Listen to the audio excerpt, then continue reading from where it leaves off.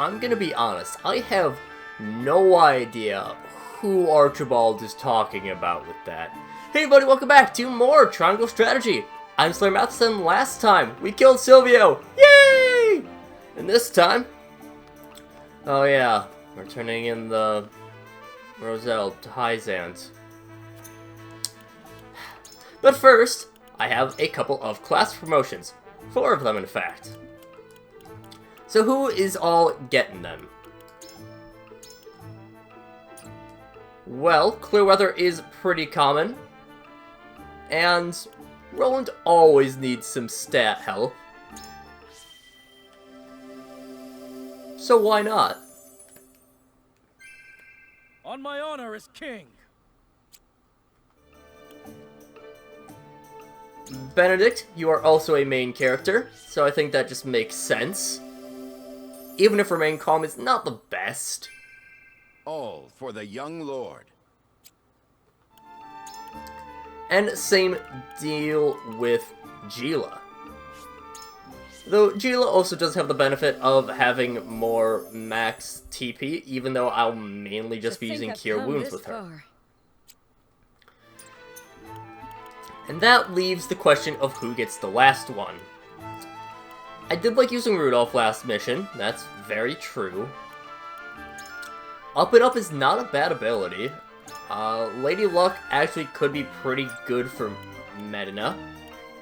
I would like have Azana having more TP potentially, but Desperate Evasion would also really help out Groma. Target height plus 5 does a lot of extra utility for Decimal. Main cover, not great, so really I'm between Hasabara, Medina, Hizana, Groma, and Decimal. Of these, I use Azana and Medina the most.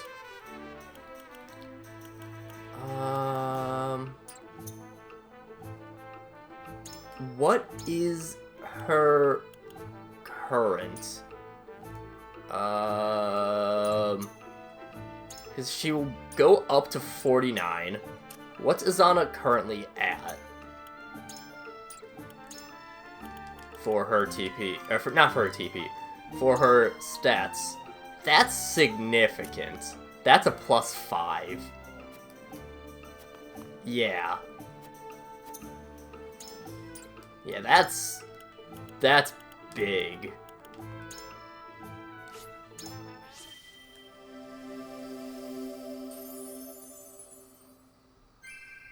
I fight to fulfill Rite of the Luck wishes of is all. very nothing, but more TP and more importantly, that plus 5 magic attack. Izana already does tons of damage. Getting an extra plus 5 magic attack? That's good. I really like using Izana, so it's fantastic.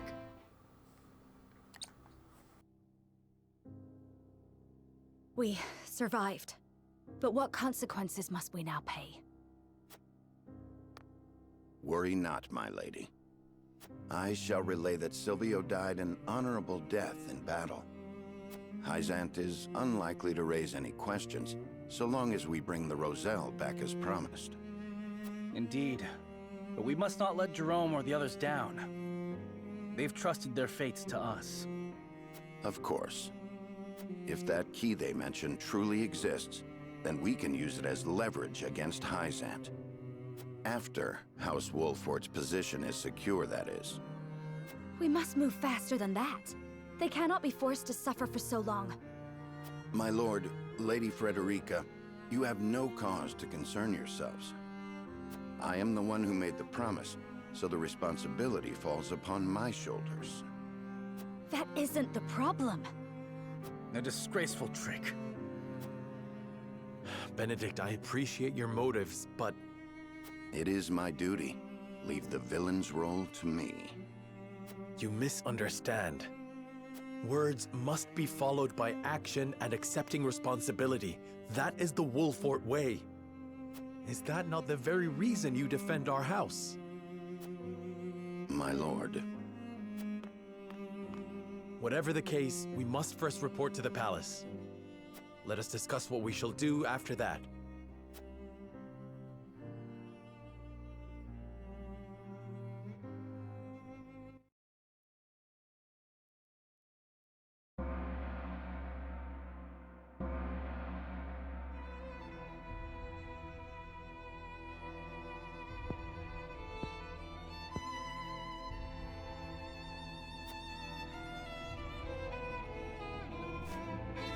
The Holy One has made a decision.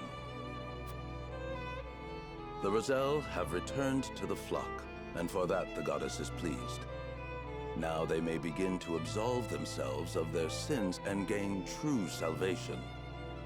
For your service in bringing this deed to pass, the Holy One has judged you worthy of a title most exalted. You are to be welcomed as one of the Saintly Seven. That is quite the honor. While I cannot argue the courage of Lord Serenoa's deeds, I wonder if this elevation of station is premature. Minister Exam, I seem to recall a time not long past when your detractors said the same in regards to you. However, you proved their misgivings to be unfounded, did you not?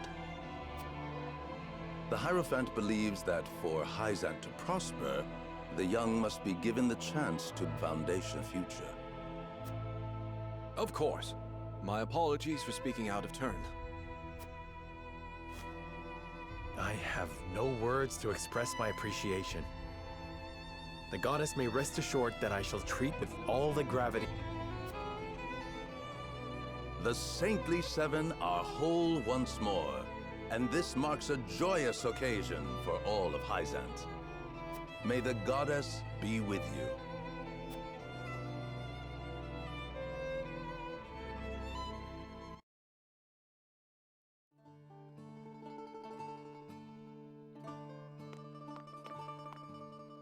So, have we earned the goddess's mercy? More than that, in fact. I have been honored with a position as one of the Saintly Seven. After a trying journey, our worries are finally at an end. That is heartening. The decisions we were forced to make to get here. I pray we never have to repeat them. You have my word we never will, Frederica. Good. Then let's return to Castle Wolford. Home at last.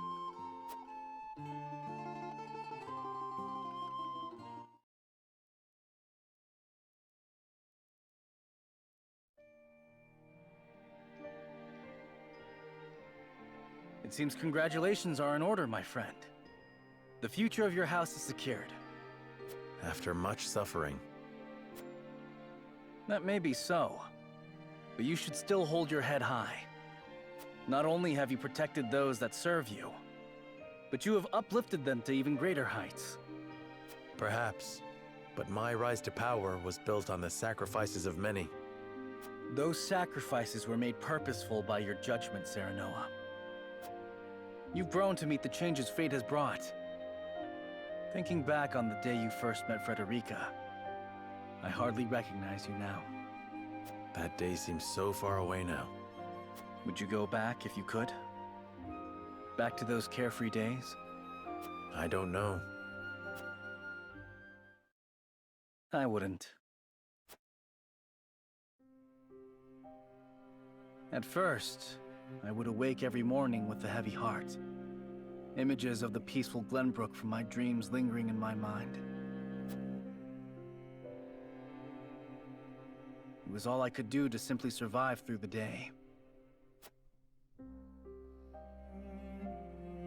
But our encounter with the Roselle made me realize something. I could no longer live in self-pity. To do so would be to invite a slow and insidious death. I had to make a stand. I had to act.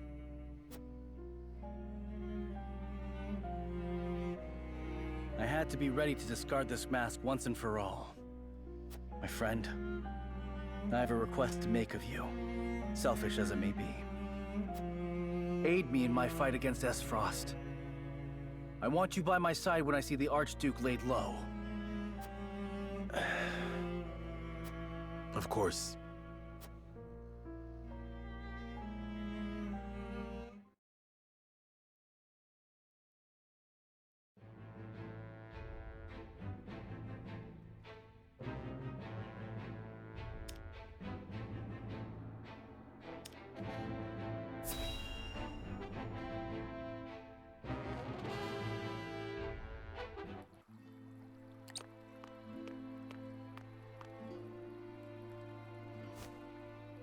The Holy One has ordered for us to deliver our Elfric to House Wolfort. And here I thought your research results to be top secret. What a curious turn of events. Perhaps the Hierophant determined it a good chance to test them in the field. They could easily sink an Frosty's ship or two. And yet I see not a trace of a smile on you. I never wanted to build weapons for war. Yet you don't think twice about toying with human life. How ironic. How dare you!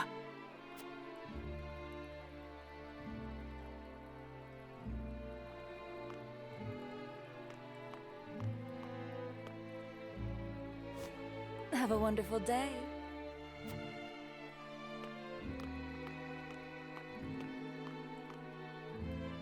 The audacity of Edor's dog.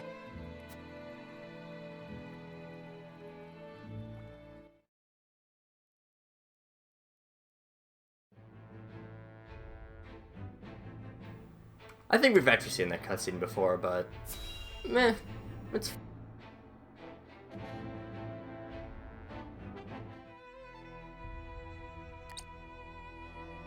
Now, let us commence the Congress of Saints. I believe Minister Serenoa had an issue to bring to the Collective. Thank you, Minister Edor. It concerns the trade embargo. This is a plain show of aggression from Esfrost. They mean to weaken us before they strike. That is why we must crush them before they do. I would ask for my pleas to be heard by the goddess.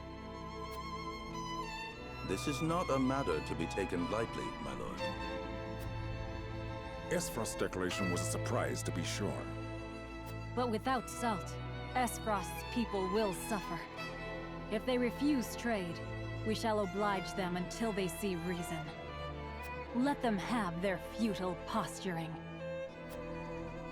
Apologies for my boldness, but I must urge you to treat this situation with gravity. The Archduke is no fool. There is doubtless an ulterior motive behind this embargo. Is that so? Such as? I believe his aim is to crush his enemies in one swift assault, just as in the Salt Iron War. Esfrost's army would again stoop to such skullduggery? As if our memories are so short. Esfrost and Glenbrook tried the same, at once declaring war and attacking our sacred city. But history remembers their failure. They sacrificed their honor in vain, as their assault proved impotent against the goddess's shield. Defeat quickly followed. Indeed, and Gustadolf's memory is as long as anyone's. He would not try again, unless he had a means to bypass the goddess's shield, which I believe now he has. You cannot mean.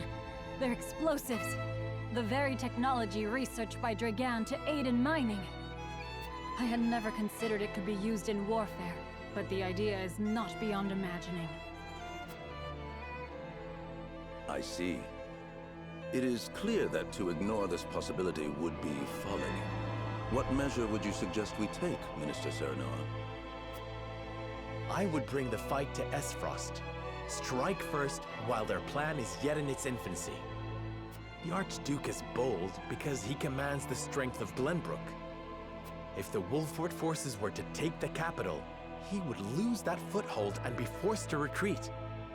All I require is the leave of the Holy One. A daring plan, Minister Serenoa. Let us suppose you did win back Glenbrook.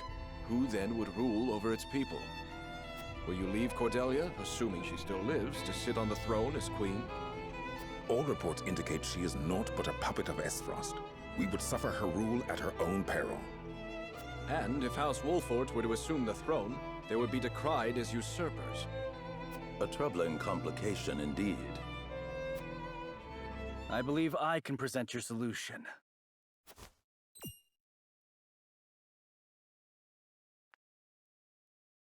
For you see, the second Prince of Glenbrook yet lives. And he stands before you now.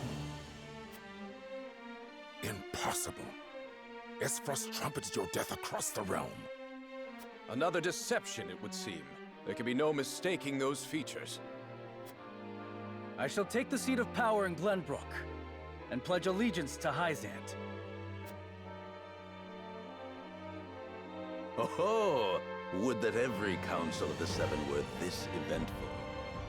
For the Prince of Glenbrook to drive Esfrost from his ancestral home, I can imagine no greater justice. But what do you make of this, Your Holiness? Do you find Lord Wolfort's proposition to be a wise one? Understood, Your Holiness. Lord Wolfort, Prince Roland, the goddess has hearkened to your plea and has passed down her judgment. You are to have the full support of Hyzant and her people. Lay Esfrost low and drive back the discord that threatens to engulf Nozelia. If there is aught you require, you need only ask. Her servants are at your complete disposal. Grand Constable Roland, Lord Wolfort of the Seven, walk with courage and smite thine enemies. The goddess shall be at your back. We shall bring her glory. For Hyzant. There is much preparation to be done. Together, we shall bring an end to Esfrost's hubris.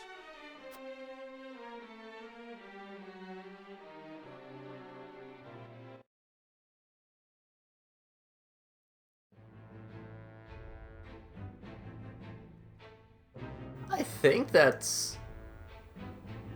I don't know if these are very similar cutscenes, but I don't know if they're the exact same. So, it's fine for retreading old ground a little bit. Are you certain it's wise to return to Esfrost? This one I know we've seen exactly.